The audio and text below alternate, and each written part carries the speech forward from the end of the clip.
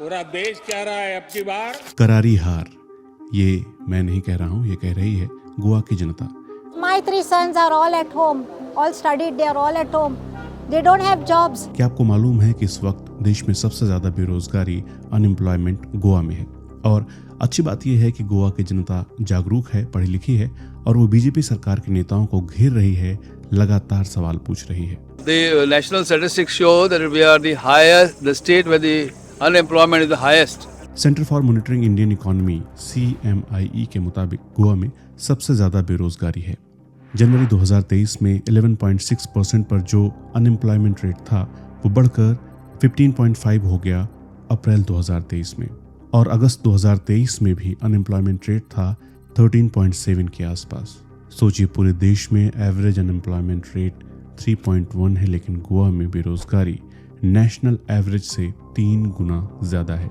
Goa BJP सरकार ने ना तो नौकरी दी है और ना ही जॉब क्रिएशन की कोशिश की है, बल्कि जो जॉब्स निकाली भी उसमें भी घूसखोरी जबरदस्त तरीके से हुई है। लेकिन दोस्तों, आपको जानकर हैरानी होगी कि गोवा के CM प्रमोद सावंत ने कुछ दिनों पहले एक बयान दिया था कि गोवा में अनएम्प्लॉयमेंट कोई मुद्दा ही नहीं है और जो काम करना चाहते हैं उनको काम मिलता है। I think Chief Minister has to just call the Prime Minister office and take the Niti Aayog report, because Niti Aayog is being headed by the Prime Minister, and the same Prime Minister has given a certificate to the Chief Minister that his state is at number 1 in terms of unemployment. So I think that question stands answer. He should not even make such statement, because that is being headed by your Prime Minister. He claims that Goa is at number 1 in terms of unemployment. NITI Aayog की एक report के मुताबिक गोवा में unemployment rate 10.5 के आसपास है।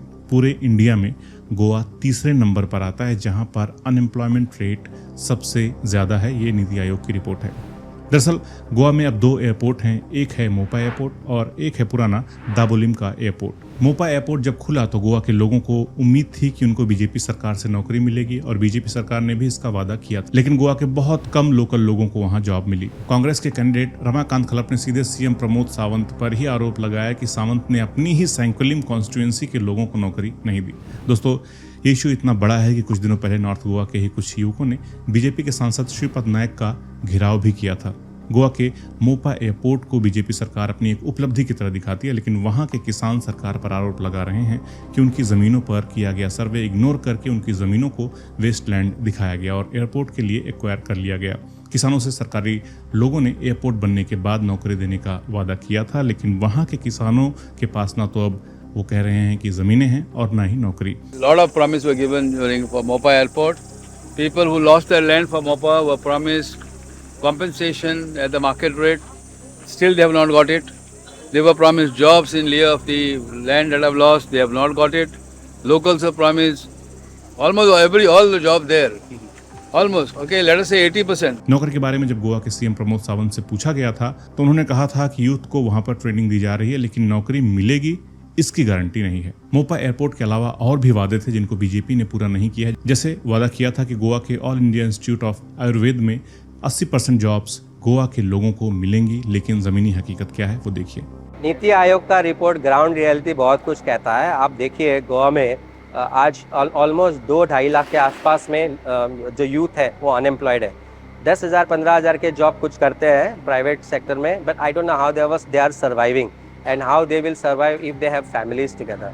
तो ये सब झूठ है। ये तो नीति आयोग का तो हमने तो नहीं बनाया, नीति आयोग ने खुद बनाया। आज जब भी इनका MP जिस जगह गया, जिस जगह वो वहाँ पे कैंपेनिंग के लिए गया, इनके खुद के वॉलंटियर्स ने पूछा कि कहाँ गए वो जॉब जो आपने हमको प्रॉमिस किए थे। पहले तो सरकार ने जॉब क्रिएशन करना चाहिए, जॉब देना सरकार की जिम्मेदारी नहीं है। इसका मतलब आप जॉब देते हैं, इसका मतलब आप अपने लोगों को लेते हैं, but it should be on merits first of all, that should be the fact. दूसरी बात यह है कि जॉब क्रिएट कहाँ करते हैं आप, और जब जॉब क्रिएट करते हैं तो वो किसी और को दिया जाता है, जबकि गोवा का जो नागरिक है जिसके लिए ये आप कहते हैं कि एयरपोर्ट बनाया या आयुष हॉस्पिटल बनाया, वो कहीं नहीं पाए जाते। आप मोपा एयरपोर्ट पे जाइए, Goa very few people you will see. This is what the reality is, and this is a stark reality which is coming to light when the candidate of BJP himself is being questioned by their own people. दोस्तों, corruption भी गोवा में एक बड़ा issue है। गोवा में culture के hub कला academy के रिनोवेशन का टेंडर दिया गया था एक कंपनी को, जिसमें 56 करोड़ खर्च हुए थे, लेकिन फिर भी बिल्डिंग का एक हिस्सा गिर पड़ा था। बाद में मालूम चला था कि बिना टेंडर निकाले ही उस कंपनी को ठेका दे दिया गया था रिनोवेशन का। और जिस कंपनी की डिज़ाइन को ही फॉल्टी बता चुके थे बीजेपी मिनिस्टर गोविंद गौड़े, उसे डिज़ाइन किया था चार्ल्स कोरिया ने, जिनको India's most iconic modern architect कहा जाता है। अब हाल ये है कि जिस कला एकेडमी को रिनोवेट करने में इतने पैसे खर्च हुए थे, उसकी छत पहले ही बारिश में लीक करने लगी। और जब मिनिस्टर गोविंद गौड़े से इस बारे में सवाल पूछा गया तो उन्होंने हाथ खड़े कर दिए और इसे डाल दिया सीएम प्रमोद सावंत के ऊपर। इसे कहते हैं 56 इंच की सरकार में 56 करोड़ का घोटाला। इसके अलावा गोवा के पणजी को बीजेपी सरकार स्मार्ट सिटी बनाना चाहती है, लेकिन अभी पिछले हफ्ते हुई बारिश में पणजी स्मार्ट सिटी की असलियत खुलकर सामने आ गई है। कांग्रेस ने पहले ही बीजेपी सरकार पर स्मार्ट सिटी के नाम पर 1000 करोड़ का घोटाला करने का आरोप लगाया था।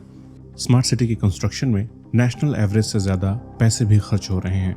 8 साल से काम चल रहा है और जैसे जैसे डिटेल्स बाहर आ रही हैं, पंजिम स्मार्ट सिटी की असलियत भी गोवा के लोगों के सामने आ रही है। और अब तो गोवंस मजाक भी बनाने लगे हैं पंजिम स्मार्ट सिटी का।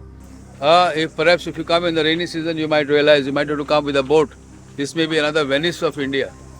करप्शन की कहानी यहीं खत्म नहीं होती है। हमने इससे पहले भी एक वीडियो बनाया था कि कैसे 2021 में गोवा बीजेपी सरकार में पीडब्ल्यूडी मिनिस्टर रहे दीपक पॉस्कर पर बीजेपी के ही विधायक अतनासियो मोन्सेराटे ने खुलासा किया था कि इंजीनियर्स की भर्ती के लिए पीडब्ल्यूडी मिनिस्टर ने 25 से 30 लाख रुपए लेकर नौकरियां बांटी हैं। मामला उछला तो दीपक पॉस्कर ने पहले सबूत मांगे। जब सबूत दिखाने को अतनासियो तैयार हो गए तो फिर दीपक ने अतनासियो पर इल्जाम लगा दिया था। दीपक कहने लगे थे कि नहीं जी, मैंने कोई पैसा वैसा नहीं लिया, बस वो तो ये खुद सिफारिश लेकर मेरे पास आए थे, मैंने इनकी बात नहीं मानी। इसके बाद पीडब्ल्यूडी मंत्री नीलेश कैब्राल को बनाया गया था, लेकिन उन पर भी घूसखोरी करने के आरोप लगे और जब जांच रिपोर्ट सामने आई तो घोटाले के सारे पत्ते खुल गए। तब भर्ती रोक दी गई थी। इसके बाद पीडब्ल्यूडी मिनिस्टर नीलेश कैब्राल से इस्तीफा मांग लिया गया था। फिर पिछले साल नवंबर में गोवा के एक दूसरे विधायक एलेक्सो सिकेरा को मंत्री बनाया गया।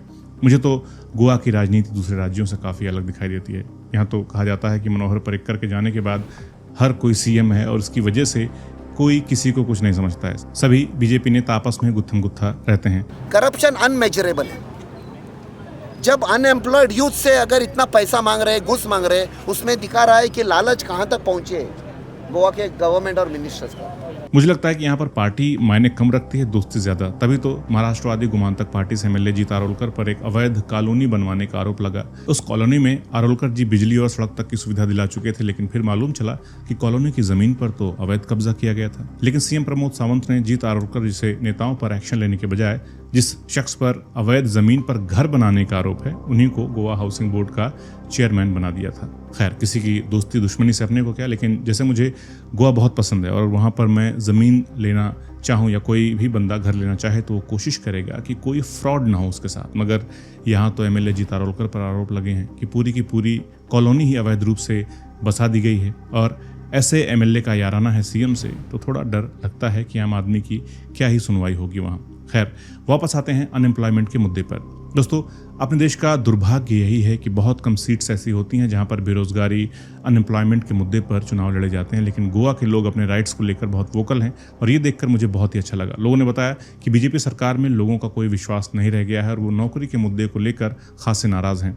आपको याद भी होगा कि हमारे पीएम और यहाँ के सीएम दोनों ने स्वयं पूर्ण गोवा की बात की थी। एक तरह से गोवा को आत्मनिर्भर बनाने की बात की थी, लेकिन एम्प्लॉयमेंट देने के बजाय गोवा में जो सेल्फ हेल्प ग्रुप्स सरकारी स्कूलों में मिड डे मील परोसते थे, उन्हें हटाकर सरकार ने ये जिम्मेदारी एनजीओज को सौंपने की तैयारी कर दी। जबकि पीएम मोदी के आत्मनिर्भर भारत से इंस्पायर होकर 1 अक्टूबर 2020 को स्वयं पूर्ण गोवा की शुरुआत की गई थी। अब सोचिए, गोवा के सरकारी स्कूलों में 100 SHG यानी कि सेल्फ हेल्प ग्रुप्स खाना परोसने में लगे थे। उनकी पेमेंट न करके, खाने में कमी निकालकर, उन्हें बेरोजगार करके कैसे गोवा स्वयं पूर्ण बन सकता है? Every step you go, there is an issue.